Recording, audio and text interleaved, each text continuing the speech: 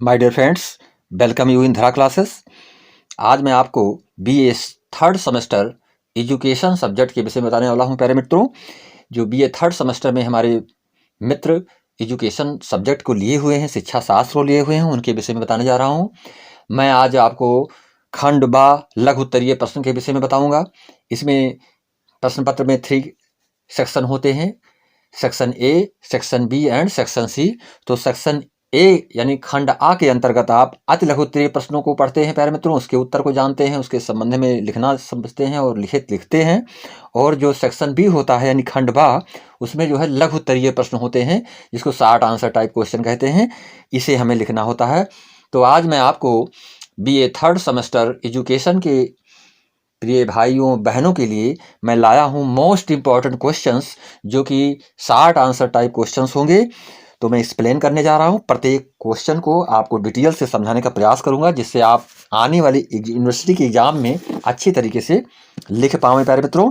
तो देखेंगे, सबसे पहले हम खंड बा में लघु उत्तरीय प्रश्न के विषय में जानेंगे।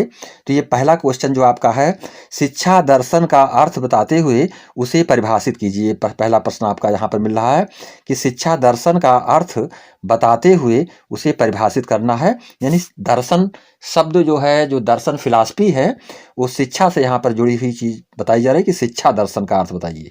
तो इसमें हम देखेंगे कि शिक्षा दर्शन का अर्थ क्या है। तो शिक्षा दर्शन दर्शन की ही एक शाखा है, जिसमें दार्शनिक सिद्धांतों का प्रयोग शिक्षा के संबंध में होता है। शिक्षा दर्शन शिक्षा से संबंधित समस्याओं पर विचार करता है तथा उनके समाधान के लिए दार्शनिक दृष्टिकोण से कोण को जो है क्या करता है, अपनाता है प्यारे मित्रों। यानी दार्शनिक दृष्टिकोण को जो है दृष्टिकोण से प्रयत्न करके जो है उसको ये जो है प्रयत्न करता है। यानी जो समस्या होती है उस समस्याओं पर विचार करता है तथा उनके समाधान के लिए दार्शनिक दृष्टिकोण से प्रयत्न करता है। कनिंघम महोदय ने इसको परिभाषित किया है। उन्होंने बताया है कि शुद्ध दर्शन की परिभाषा इस ढंग से होती है जिसे समझकर हम दर्शन की परिभाषा को भी समझ सकते हैं। उन्होंने ये बताया है, शुद्ध दर्शन, जो शुद्ध दर्शन होता है, जो रियल फिलॉसफी होती है, वास्तविक चीज़ें होती हैं, उसको हम समझ जाते हैं तो दर्शन की परिभाषा हमको ऑटोमेटिक समझ में आ जाती है। अगला जो आपका है, जो परिभाषा दिया गया है डॉक्टर सर्वपल्ली राधाकृष्णन के अनुसार, उन्होंने बताया है दर्शन के विषय में। प्यारे मित्रों देखेंगे, डॉक्टर सर्वपल्ली राधाकृष्णन ने बहुत ही अच्छे ढंग से परिभाषित किया है, तो हम इसको देखेंगे। दर्शन सत्य के स्वरूप की तार्किक विवेचना है। क्या बताया इन्होंने प्यारे मित्रों कि दर्शन सत्य के स्वरूप की तार्किक विवेचना, यानी जो सत्य होता है, जो सत्य का स्वरूप होता है, यानी दर्शन सत्य के स्वरूप की तार्किक विवेचना के अंतर्गत समझा जाता है। जब हम उस पर कोई सत्य को प्राप्त कर लेते हैं और उस पर तार्किक विवेचनाएं करते हैं, तो वही हमारे लिए दर्शन माना गया है। यहाँ पर किसके अनुसार? डॉक्टर सर्वपल्ली राधाकृष्णन जी के अनुसार। आगे देखें, कांट के अनुसार, कांट ने क्या परिभाषा दी है प्यारे मित्रों? दर्शन बोध क्रिया का विज्ञान तथा उसकी आलोचना है। बोध का मतलब होता है लर्न, कोई चीज़ हमें जानकारी हो जाए, किसी चीज़ को हम समझ जाएं, वही बोध होता है। तो दर्शन बोध क्रिया का विज्ञान, विज्ञान का मतलब होता है प्यारे मित्रों विशिष्ट ज्ञान। जब हम किसी चीज़ को बहुत ही करीब से समझ जाते हैं और उसके बारे में हम एक विशिष्ट रूप से जानकारी प्राप्त कर लेते हैं, विशेष जानकारी प्राप्त कर लेते हैं, तो हम उसके बारे में आलोचना करते हैं, उसके बारे में कमियां उसकी बताते हैं, उसकी अच्छाइयां बताते हैं, तो वह दर्शन माना गया है कांट के अनुसार प्यारे मित्रों।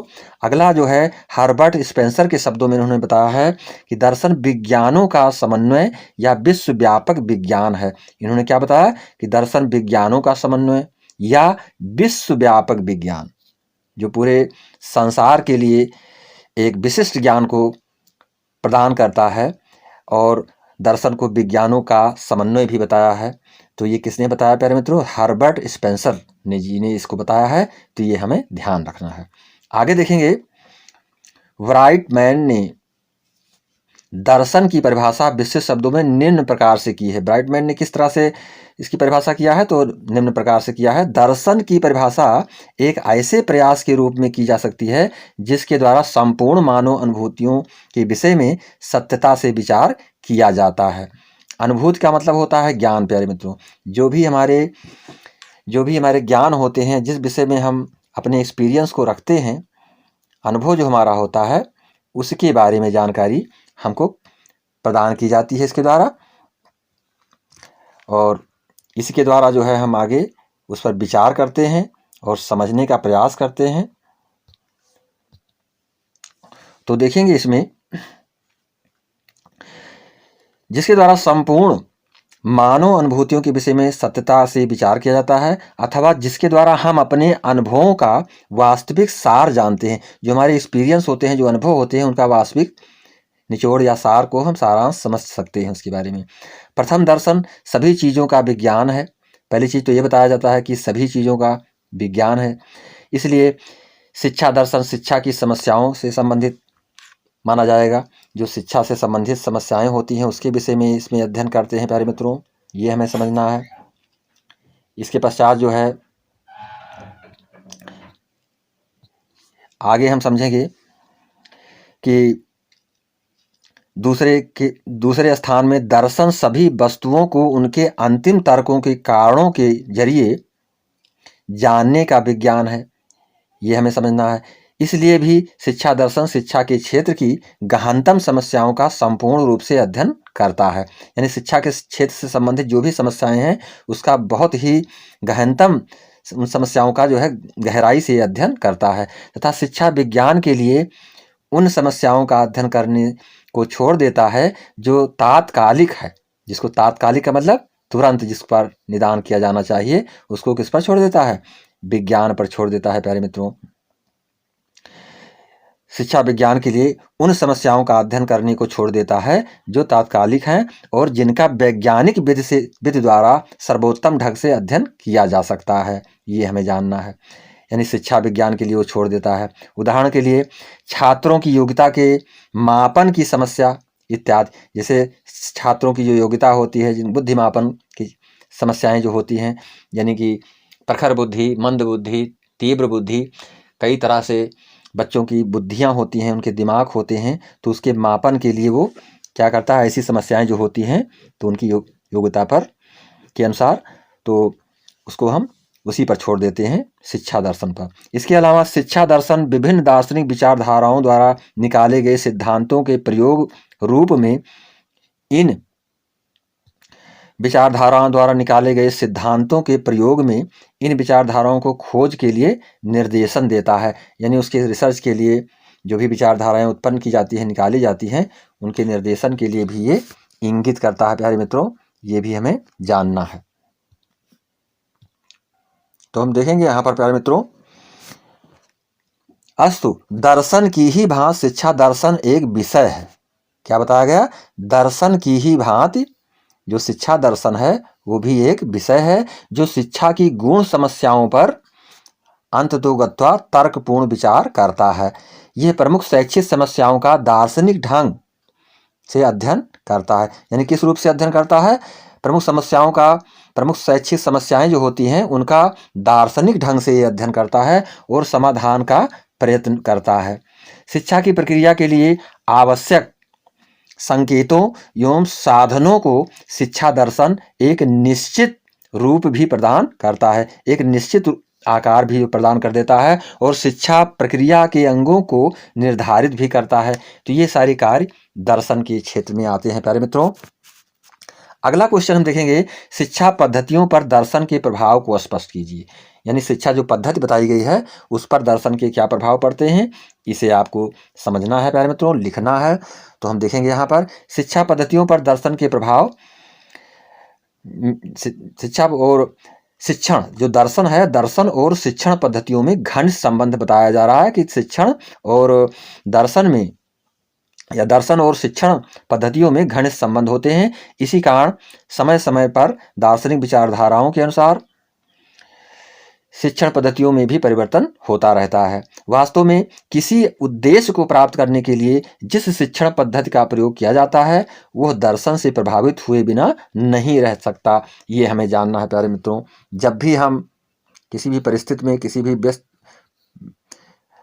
जो है टॉपिक विशेष पर जब हम अध्ययन करते हैं तो उससे अछूता नहीं रह सकता है। इस प्रकार शिक्षण पद्धति एक ऐसी व्यावहारिक प्रक्रिया है जिसके द्वारा जीवन के लक्ष्य तथा शिक्षा के उद्देश्यों को प्राप्त किया जा सकता है। यानी जीवन के लक्ष्य को भी प्राप्त किया जा सकता है और शिक्षा के उद्देश्य को भी प्राप्त किया जा सकता है। अतः इस दृष्टिकोण से प्रत्येक शिक्षक को यदि अपने व्यवसाय में सफलता प्राप्त करनी है तो उसे विभिन्न दार्शनिक विचारधाराओं का ज्ञान प्राप्त करना आवश्यक है। कोई भी शिक्षक है, यदि वो शिक्षक यानी शिक्षण लाइन से शिक्षक के रूप में है तो उसको इसे पूरी तरह से जानकारी होना आवश्यक मानी जाती है। प्यारे मित्रों, क्या पाठ्यक्रम अधिक महत्वपूर्ण है अथवा बालक? यानी बताया जा रहा है कि पाठ्यक्रम अधिक महत्वपूर्ण होता है अथवा बालक। यदि पाठ्यक्रम की अपेक्षा बालक अधिक महत्वपूर्ण है तो क्या उसको पूर्ण स्वतंत्रता मिलनी चाहिए अथवा उसकी रुचियों तथा क्रियाओं पर नियंत्रण होना चाहिए? ये सारे प्रश्न उठ रहे हैं प्यारे मित्रों, और इसे हमें बहुत ही बारीकी से समझना है जिससे हम समझ करके लिख पावें। लर्न करने की कोई आवश्यकता नहीं है प्यारे मित्रों। आगे देखेंगे, तथा क्या पाठ्यक्रम को प्रस्तुत करते समय बालकों का सहयोग प्राप्त करना चाहिए अथवा इसे उनके मस्तिष्क में बलपूर्वक ठूंस देना चाहिए? जो भी पाठ्यक्रम हम बनाते हैं, जिस भी सब्जेक्ट का पाठ्यक्रम होता है, तो उसे लागू करने के लिए या उसे बनाने के लिए क्या हमको बालकों के जो विद्यार्थी होते हैं उनका सहयोग प्राप्त होना चाहिए अथवा इसे उनके मस्तिष्क में बलपूर्वक ठोस देना चाहिए? तमाम ऐसी चीज़ें आती हैं जो भी कि बालक की रुचि नहीं होती है, फिर भी उसे पढ़ना पड़ता है। तो इसमें दो चीज़ें जो विचारधाराएं यहाँ पर व्यक्त की गई हैं प्यारे मित्रों। एक तो कि उसमें सहभागिता लेना, किसी भी पाठ्यक्रम में बालकों की रुचि को समझना या बलपूर्वक उस बिना रुचि के उस चीज़ को उनको पेश कर देना, प्रदान करना, उनको शिक्षित करने का प्रयास करना। तो ये चीज़ें, इस प्रकार के सभी प्रश्नों के संबंध में भिन्न भिन्न दार्शनिकों के अलग अलग मत हैं। अब दार्शनिकों के मत के बारे में आप जानेंगे। अतः प्रत्येक दार्शनिक विचारधारा के अनुसार शिक्षण की पद्धतियां भी अलग अलग ही हैं। ध्यान देंगे यहाँ पर प्रकृतिवादी विचारधारा। पहली विचारधारा क्या है प्यारे मित्रों? प्रकृतिवादी विचारधारा के अनुसार पाठ्यक्रम की अपेक्षा बालक को अधिक महत्व दिया जाता है। किसके द्वारा? तो प्रकृतिवादी विचारधारा के जो होते हैं, जो दृष्टिकोण वाले लोग होते हैं, दार्शनिक लोग होते हैं, वो क्या करते हैं? पाठ्यक्रम की अपेक्षा बालक को अधिक महत्व देते हैं। वो दूसरे शब्दों में बालक की व्यक्तिगता, रुचि, स्वभाव तथा स्वतंत्रता प्रकृतिवाद की कुंजी है। ये सारी चीज़ें यदि हम कर रहे हैं बालक के साथ, उसको ये चीज़ें प्रदान कर रहे हैं, उसकी रुचि के अनुसार, स्वभाव के अनुसार उसको स्वतंत्रता प्रदान करते हैं, तो ये प्रकृतिवाद की कुंजी माना गया है प्यारे मित्रों। ये हमें ध्यान रखना है। इस विचारधारा के अनुयायियों का अटल विश्वास है कि बालक के सम्मुख पाठ्यक्रम को प्रस्तुत करते समय स्वतंत्र वातावरण प्रस्तुत किया जाए तथा ऐसी शिक्षण पद्धतियों को अपनाया जाए जिनके प्रयोग से बालक का स्वाभाविक विकास हो पावे। ऐसी शिक्षण पद्धतियां अपनाई जाएं जिससे कि बालक का स्वाभाविक विकास हो पावे मानसिक रूप से, तथा वो केवल पुस्तकों के चक्कर में पड़ते हुए प्रकृति की भिन्न परिस्थितियों से ज्ञान को स्वयं ही अर्जित कर सके। यानी प्रकृति से जुड़े हुए ज्ञान जो भी हैं, जिस भी स्थिति में वो रह रहा है प्यारे मित्रों, उस स्थिति में रहते हुए भी उस ज्ञान को अच्छी तरीके से समझ पावे। कहने का तात्पर्य यहाँ पर यही है। आगे देखेंगे, इस महान कार्य को संपन्न करने के लिए प्रकृतिवादियों ने ह्यूरिस्टिक पद्धति, कौन सी पद्धति का अपनाया था उन्होंने? ह्यूरिस्टिक पद्धति, डाल्टन पद्धति, मॉन्टेसरी पद्धति, खेल द्वारा शिक्षण पद्धति, प्रत्यक्ष पद्धति तथा निरीक्षण पद्धति का प्रयोग किया था प्यारे मित्रों। आदि अनेक शिक्षण पद्धतियों को प्रतिपादित किया। ऐसे ही प्रयोजनवादियों ने भी योजना विधि का प्रतिपादन करते हुए बालक के विकास को मुख्य स्थान दिया। यानी कि प्रयोजनवादी जो लोग थे, प्रयोजनवादियों ने भी योजना विधि का प्रयोग करके और प्रतिपादन करते हुए बालक के विकास को प्रमुख स्थान दिया है। ये हमें समझना है। अगला क्वेश्चन जो आपका है, वेदांत दर्शन का अर्थ स्पष्ट कीजिए। अब क्योंकि दर्शन की ही बात चल रही है तो ये सारी चीज़ें हमें जानना आवश्यक है कि वेदांत दर्शन क्या है, शिक्षा दर्शन क्या है। तो सारी चीज़ें आपको समझ में आती चली जाएंगी। अब हम देख रहे हैं कि वेदांत दर्शन का अर्थ क्या होता है, इसको हम किस तरह से समझ सकते हैं, इसके बारे में थोड़ा जानकारी प्राप्त करें। वेदांत दर्शन प्यारे मित्रों देखेंगे, जो वेदांत है, वेदांत का मतलब पहले आप समझ लें प्यारे मित्रों। वेदांत शब्द जो है वेद, और वेद किससे उत्पन्न हुआ? श्रुति, यानी कि वेद का अंत, यानी वेदांत का मतलब जो वेद का अंत, अंत का मतलब जो निचोड़ होता है, जो उसका सार होता है, वेद का जो सारांश है वही वेदांत है। वेदांत क्या बताता है? वेद में लिखे गए मंत्रों का बहुत संक्षेप, यानी उसका एक सारांश प्रस्तुत करता है, तो उसे हम वेदांत कहते हैं। तो वेदांत दर्शन का अर्थ स्पष्ट करना है आपको, तो देखेंगे वेदांत का अर्थ सबसे पहले आप समझें। वेद ब्राह्मण, आरण्यक और उपनिषदों के गूढ़ एवं विस्तृत चिंतन का अंतिम सार ही वेदांत है। यानी कि आपको बता दिया गया, जैसे वेद है जो ब्राह्मण ग्रंथ हैं, आरण्यक और उपनिषद जो भी हैं, उपनिषद, इनके गूढ़ एवं विस्तृत चिंतन जो हुए हैं इसके, उसी का अंतिम सार ही क्या है? वेदांत है। प्यारे मित्रों, विशेष तरीके से आप उसको समझेंगे।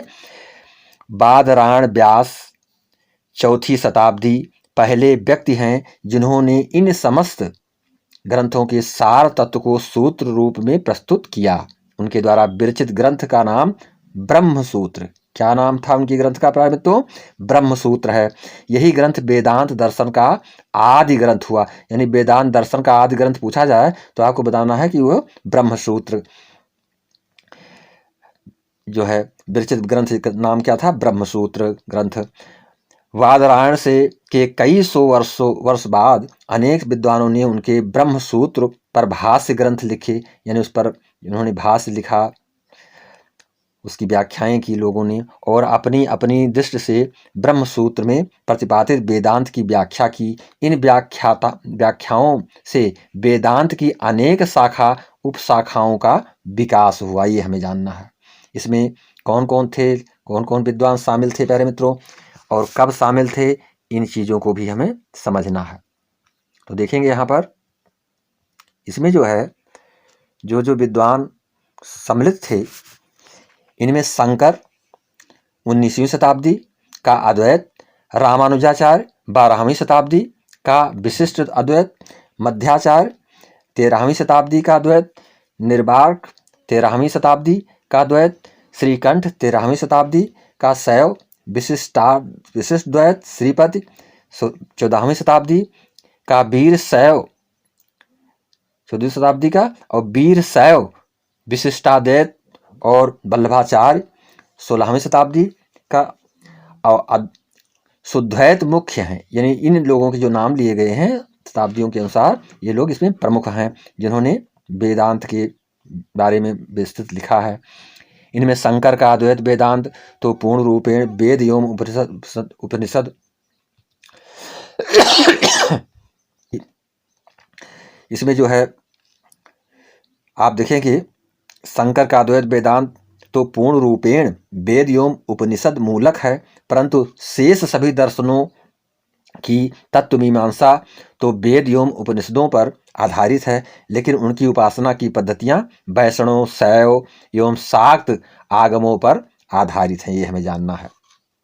आगे देखेंगे, वैष्णव, शैव और शाक्त आगमों पर आधारित होने के कारण ही उन्हें क्रमशः वैष्णव, शैव और शाक्त दर्शनों के रूप में जाना जाता है। आगे चल करके ये इन्हीं दर्शन के नाम से जाने लगे प्यारे मित्रों। इनमें शंकर का अद्वैत और रामानुजाचार्य विशिष्ट द्वैत वेदांत के दो सीमांत दृष्टिकोण प्रस्तुत करते हैं। शंकर का अद्वैत देखेंगे प्यारे मित्रों, शंकर का अद्वैत यानी कि जो लिखा है इन्होंने शंकर का अद्वैत, ये हम समझेंगे इसको। वेदांत भारतीय चिंतन धारा का चरमोत्कर्ष है। आज भारत में जितने भी दर्शन एवं धर्म मानव जीवन में उतरे हुए हैं, उन पर वेदांत का कुछ न कुछ प्रभाव अवश्य है, ये हमें समझना है। आगे देखेंगे, ये प्यारे मित्रों जो हमारा क्वेश्चन है,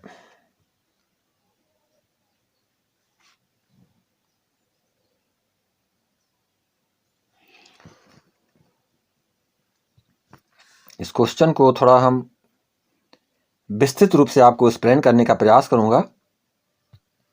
इसमें देखेंगे कर्म में विद्यमान ज्ञान से है, यानी दर्शन जो है उसमें कर्म में जो विद्यमान ज्ञान है उसी से संबंधित है। रामानुजाचार्य ने जगत के ज्ञान को भी उतना ही महत्वपूर्ण माना है जितना ब्रह्म ईश्वर का ज्ञान हो, बशर्ते जगत का ज्ञान भी आत्मोन्नत के लिए किया जाता या जो जगत का ज्ञान हो आत्मोन्नत के लिए किया जाना, ये उन्होंने बताया है। शंकर ने मनुष्य जीवन को दो रूपों में विभाजित किया है। वो दो रूप कौन कौन से हैं प्यारे मित्रों? एक अपरा यानी कि जिसको कहते हैं व्यवहारिक, और दूसरा परा यानी परा और अपरा आध्यात्मिक। तो व्यवहारिक दृष्टि से उन्होंने मनुष्यों को अपने वर्ण कर्म को निष्ठा एवं ईमानदारी से करने की सलाह दी है। उनका विश्वास है कि जो मनुष्य अपने कर्म वर्ण कर्म को जितनी निष्ठा एवं ईमानदारी से करेगा वो व्यवहारिक दृष्टि से उतना ही सफल होगा। उनका कहना यही है विद्वानों का। आगे देखेंगे शंकर के अनुसार, शंकर जी के कहने के अनुसार, शंकर के अनुसार मनुष्य जीवन का अंतिम उद्देश्य मुक्ति प्राप्त करना है। उन्होंने मुक्ति प्राप्त करने पर बल दिया, अंतिम उद्देश्य के विषय में बताया प्यारे मित्रों। मुक्ति से शंकर का तात्पर्य सांसारिक सुख दुख से के छुटकारे से है। मुक्ति के शंकर ने दो रूप स्वीकार किए हैं, एक जीवन मुक्ति और दूसरी विदेह मुक्ति, यानी जीवन से मुक्ति, और दूसरा उन्होंने विदेह मुक्ति बताया है प्यारे मित्रों। तो ये विचारधारा शंकर जी की थी, विद्वान शंकर की। आगे देखेंगे, आगे इन्होंने बताया है एक जीवन मुक्ति दूसरी विदेह मुक्ति। जीवन मुक्ति से शंकर का तात्पर्य जीवन हो जीते हुए कर्म फल के प्रति अनासक्त होकर सुख दुख से मुक्त होने से है, और विदेह मुक्ति से तात्पर्य जीवन के अंत में ब्रह्म तत्व को की प्राप्ति से है, जिसके बाद मनुष्य इस संसार के आवागमन से छूट जाता है और इस संसार के सुख दुख भोग से मुक्त हो जाता है। ये उनकी विचारधारा थी। यानी उनके मत से किसी भी प्रकार की मुक्ति के लिए ज्ञान मार्ग का अनुसरण करना चाहिए। ब्रह्म ज्ञान की प्राप्ति के लिए शंकर ने श्रवण मनन, क्या बताया उन्होंने? श्रवण मनन और निध्यासन पर बल दिया, और इस सबके लिए साधन चतुष्टय, यानी कितने साधन बताए गए? चतुष्टय, 4 साधनों को बताया, आवश्यक माना है। मोक्ष प्राप्त करने के इच्छुक लोगों को इन सब का पालन करना चाहिए। तो देखेंगे यहाँ पर प्यारे मित्रों, रामानुजाचार्य ने इसके विषय में बताया, इनकी भी विचारधारा को हम समझ रहे हैं। रामानुजाचार्य ने शंकर की भांति मनुष्य जीवन का अंतिम उद्देश्य मुक्ति माना है। क्या माना है? मुक्ति। उन्होंने जीवन का अंतिम उद्देश्य क्या माना है? मानव जीवन के मुक्ति माना है, परंतु उन्होंने जीवन मुक्ति को मुक्ति नहीं माना है, यानी जीवन मुक्ति को मुक्ति नहीं माना है। किसने? रामानुजाचार्य जी ने। उनकी दृष्टि से ब्रह्म यानी ईश्वर की प्राप्ति करके ही मनुष्य मुक्त हो सकता है, और इसकी प्राप्ति के लिए उन्होंने सर्वाधिक महत्व भक्ति को दिया है। किसको प्रदान किया प्यारे मित्रों? भक्ति को उन्होंने ज्यादा महत्व दिया है। अगला प्रश्न देखेंगे, गीता सार पर टिप्पणी लिखिए। यानी गीता, भगवत गीता जिसको हम आप पढ़ते हैं, तो गीता सार पर आपको टिप्पणी लिखी। गीता सार निम्नलिखित है, इसमें आपको बता रहे हैं अलग अलग बिंदुओं से। पहला नंबर पॉइंट आपका यहाँ पर देखेंगे, क्यों व्यर्थ की चिंता करते हो? ये कौन कह रहा है? कृष्ण जी कह रहे हैं। किससे कह रहे हैं? अर्जुन से कह रहे हैं प्यारे मित्रों। ध्यान देंगे कि क्यों व्यर्थ की चिंता करते हो, किससे व्यर्थ डरते हो, कौन तुम्हें मार सकता है, आत्मा ना पैदा होती है ना मरती है। ये उपदेश देने वाला कौन है? कृष्ण जी हैं। और किसको दे रहे हैं? अर्जुन को दे रहे हैं प्यारे मित्रों। तो ये गीता का सार, पॉइंट नंबर 1। अब आप देखेंगे दूसरा पॉइंट जो आपका है, दूसरा पॉइंट ये है, बहुत ही इंटरेस्टेड और ज्ञानवर्धक चीज़ें हैं, इस पर आपको विशेष ध्यान देना है। तुम्हारा दूसरा पॉइंट जो आपको समझना है, जो बताया गया है गीता का सार, तुम्हारा क्या है जो तुम रोते हो, तुम क्या लाए थे प्यारे मित्रों। देखेंगे तुम क्या लाए थे जो तुमने खो दिया। भाई आप क्या लेकर आए थे? पैदा हुए, जन्म लिए, तो आप क्या लेकर के आए? कुछ नहीं लाए, तो क्यों खोने की बात कर रहे हो? इस तरह से बताया। तुमने क्या पैदा किया था जो नाश हो गया, अर्थात तुमने पैदा क्या किया जो नष्ट हो गया। ना तुम कुछ लेकर आए जो लिया यहीं से लिया, जो दिया यहीं पर दिया। जो भी प्राप्त किया यहीं पर प्राप्त किया, और जो भी लिया यहीं से लिया, और जो भी दिया यहीं पर दिया। जन्म लेने के पश्चात जो लिया इसी भगवान से लिया। किससे लिया? ईश्वर से लिया। जो भी प्राप्त किया किससे प्राप्त किया? ईश्वर से प्राप्त किया। तो जो दिया इसी को दिया, तो जो भी दिया हमने वो इसी को तो दे दिया। अब आप इसको बहुत बड़े ढंग से, बहुत विशाल तरीके से समझ सकते हैं प्यारे मित्रों। आपको थोड़ा हिंट ही दे देना पर्याप्त है, क्योंकि आप ग्रेजुएशन के स्टूडेंट हैं, आप ग्रेजुएट होने जा रहे हैं एजुकेशन में। तो आप इसको विस्तृत ढंग से समझ सकते हैं कि जो गीता के सार को बताया गया कि करके इसको कितना विस्तृत हम लिख सकते हैं, समझ सकते हैं। ये चीज़ें बहुत ही आवश्यक हैं आपको जानने के लिए। तीसरा पॉइंट बताया गया कि खाली हाथ आए और खाली हाथ चले। जो आज तुम्हारा है कल वो किसी का था, यानी जिसको आज आपने प्राप्त किया है वो कल किसी और का था, परसों किसी और का होगा, और जो आज आपके पास है वो आने वाले दिन में किसी और का हो जाएगा। ऐसा बताया कृष्ण जी ने। तुम इसे अपना समझकर मग्न हो रहे हो, तुम समझते हो ये मेरा है। बस यही प्रसन्नता तुम्हारे दुख का कारण है। जो तुम आज पा गए हो और जिसको पा करके तुम बहुत प्रसन्न दिखाई पड़ते हो, यही जो प्रसन्नता है तुम्हारे दुख का कारण है। प्यारे मित्रों, कृष्ण ने अर्जुन को बताया है। परिवर्तन संसार का नियम है। दूसरी बात क्या बताया?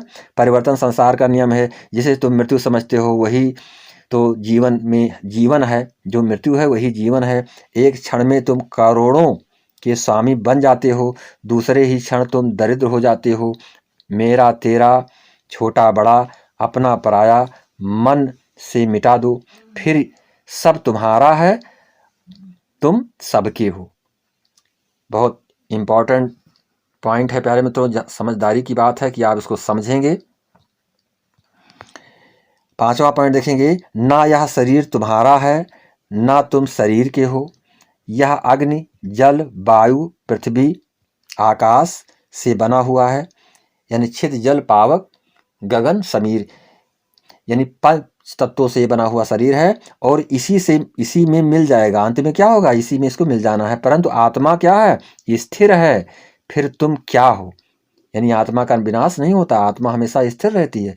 फिर तुम क्या हो? कर्म में विद्यमान ज्ञान से है। तो यहाँ पर देखेंगे प्यारे मित्रों, जो उपदेश दिया रामानुजाचार्य ने, जगत के ज्ञान को भी उतना ही महत्वपूर्ण है जितना ब्रह्म ईश्वर ज्ञान को, बशर्ते इस चीज़ को उन्होंने बताया है। तो हम यहाँ पर इसको इस तरह से रिपीट करेंगे प्यारे मित्रों।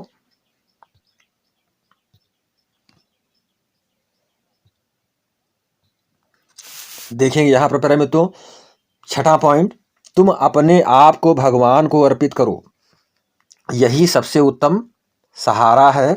जो सहारे को जानता है वो भय चिंता शोक से सर्वदा मुक्त है।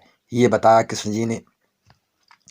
अगला पॉइंट देखेंगे, जो कुछ भी तू करता है उसे भगवान को अर्पण करता चल। ऐसा करना जीवन मुक्त का आनंद अनुभव करेगा। यदि ऐसा करता है तो तू जीवन। ये अगला क्वेश्चन देखेंगे प्यारे मित्रों, महाभारत में गीता उपदेश क्या है? टिप्पणी लिखिए। तो जो भी गीता उपदेश आपको बताया गया, जो पॉइंट बताए गए, 10 पॉइंट बताए गए, ये 10 ही गीता के ही उपदेश हैं। तो इस क्वेश्चन को हमें पूरी तरीके से समझ लेना है कि हिंदी साहित्य के 2 प्रमुख महाकाव्य हैं, जिनमें से पहला है रामायण और दूसरा है श्रीमद् भगवत गीता। ये हिंदुओं के पवित्र ग्रंथों में से एक है। आज हम आपसे अपने इस लेख में बात करेंगे जो भी उन्होंने लिखा है। इस श्रीमद् भगवत गीता में संग्रहित उपदेश बताए गए। महाभारत के मुताबिक श्री कृष्ण ने सबसे बड़े धर्म युद्ध महाभारत में अपने शिष्य अर्जुन को कुछ उपदेश दिए थे, जिससे उस युद्ध को जीतना अर्जुन के लिए आसान हो गया था। गीता के उपदेशों को जीवन का सार या जीवन के उपदेश भी कहते हैं। वहीं अगर हिंदू धर्म के इस महान ग्रंथ गीता के उपदेशों को अपने जीवन में सम्मिलित कर लिया जाए तो मूर्ख व्यक्ति के जीवन का भी बेड़ा पार हो सकता है। जो उपदेश आपको बता दिया गया अगले क्वेश्चन के आंसर के रूप में प्यारे मित्रों, वही चीज़ इसमें विस्तृत रूप से आपको बताने का प्रयास है, तो आप समझेंगे। वहीं अगर इसके साथ ही इस महान ग्रंथ गीता में जीवन की वास्तविकता और मनुष्य धर्म से जुड़े उपदेश दिए गए हैं। कई बार ऐसा होता है कि हमें अपने समस्या का समाधान नहीं मिलता या फिर विपत्ति के समय हम बहुत परेशान हो जाते हैं। कई लोग तो गुस्से में अपना आपा खो बैठते हैं या फिर अपनी समस्याओं से विचलित होकर भाग खड़े होते हैं। ऐसे में गीता में लिखे गए यह उपदेश हमारी सारी समस्याओं को चुटकियों में हल कर देते हैं और हमें जीवन जीने की कला सिखाते हैं, साथ ही ज्ञान की प्राप्ति भी करते हैं। तो ये हमें जानना है जो गीता में उपदेश आपको बताया गया। प्यारे मित्रों, अगला क्वेश्चन आपका है, जो मोस्ट इम्पॉर्टेंट क्वेश्चन है आपके लिए, प्रयोजनवाद। प्रयोजनवाद के अनुसार विद्यालय की एक भूमिका होनी चाहिए। अब प्रयोजनवाद क्या है इसके बारे में हम समझेंगे थोड़ा, कि प्रयोगवादी विद्यालय एक प्रकार से प्रयोगशाला है। जहाँ पर प्रयोगवादी जो विद्यालय होते हैं उसमें एक प्रकार की प्रयोगशाला होता है। डीबी द्वारा संचालित विद्यालयों को प्रयोगशाला विद्यालय ही कहा जाता है। जो डीबी द्वारा संचालित विद्यालय होते हैं प्रयोगशाला विद्यालय कहे जाते हैं। विद्यालय में बालक अपने प्रयोग करता है, अर्थात वहाँ सामाजिक जीवन की व्यावहारिक समस्याओं का समाधान करना सीखता है। इस प्रकार विद्यालय भी एक छोटा सा समाज बन जाता है। इसके अलावा सामुदायिक जीवन का केंद्र विद्यालय बनता है। तात्पर्य यह है कि विद्यालय समाज के कार्यों में भाग लेता है और अपनी प्रांगण में समाज के लोग को एकत्र करता है कि वे शिक्षा कार्य में सहयोग दें। यह नवीन विचारधारा है जिसके फलस्वरूप अमेरिका में कम्युनिटी स्कूल की स्थापना हो रही है। यह प्रयोगवाद का ही प्रभाव कहा जा सकता है। यानी अमेरिका में किस प्रकार के विद्यालय की स्थापना हो रही है? कम्युनिटी स्कूल की स्थापना हो रही है। ये हमें जानना है प्यारे मित्रों। आगे देखेंगे, विद्यालय में जो है जनतांत्रिक व्यवस्था होती है। कैसी व्यवस्था होती है प्यारे मित्रों? जनतांत्रिक व्यवस्था। जो भी विद्यालय होते हैं उसमें एक जनतांत्रिक व्यवस्था होती है। प्रयोगवाद का आरंभ और विकास जनतंत्र में हुआ है, जिसका फल यह रहा है कि विद्यालय भी जनतांत्रिक भावना से ओतप्रोत रहे हैं। जनतंत्र का मुख्य सिद्धांत स्वतंत्रता, समानता एवं सामाजिक न्याय है। क्या क्या है? स्वतंत्रता, समानता एवं सामाजिक न्याय मिलना। प्रत्येक विद्यालय शिक्षा देने में स्वतंत्र है। विद्यालय में प्रत्येक छात्र को समान अवसर दिया जाता है और समाज की दृष्टि में सभी समान है तथा समाज के कार्य में सभी को भाग लेने का पूरा अधिकार है और समाज की सुरक्षा का भार सभी के ऊपर है।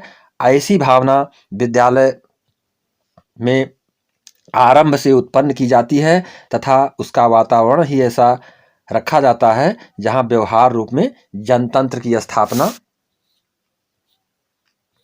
होती है। जहां पर जनतंत्र की स्थापना हो जाती है व्यवहार रूप में प्यारे मित्रों,